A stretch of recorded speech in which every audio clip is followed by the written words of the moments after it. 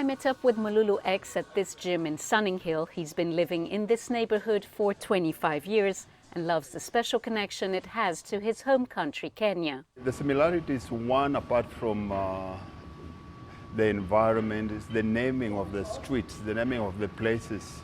I feel very much at home because almost every other street that I see reminds me of a place that I know at home. Julie, let's go. Let me show you Kenya outside Kenya.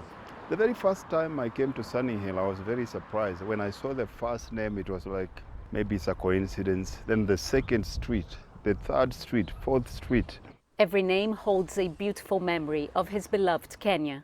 When I go past a place like Naivasha, it reminds me of the flamingos on Lake Naivasha. When I see a road like Simba Road, it reminds me of Masai Mara with all the lions. So each thing is attached to a route I'm used to back at home.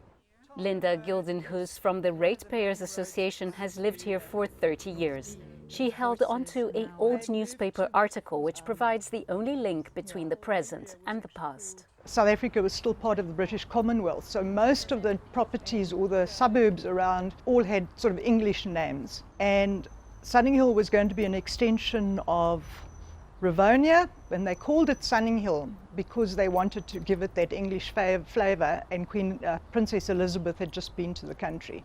According to the article, the Kenyan influence was imported by South African soldiers in the mid-1900s. Transvaal Scottish Regiment had been based in East Africa, and they had actually been in Kenya.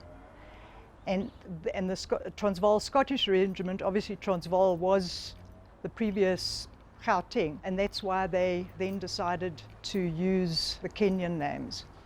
Mululu X has made South Africa home. Wherever it is that I go, my home is there. Of course, I miss my blood relatives in terms of my father and all those things, but I'm very comfortable where I am.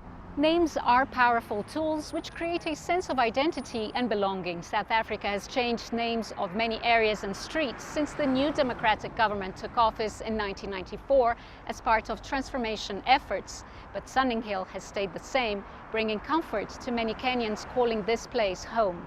Scheier, CGTN, Johannesburg, South Africa.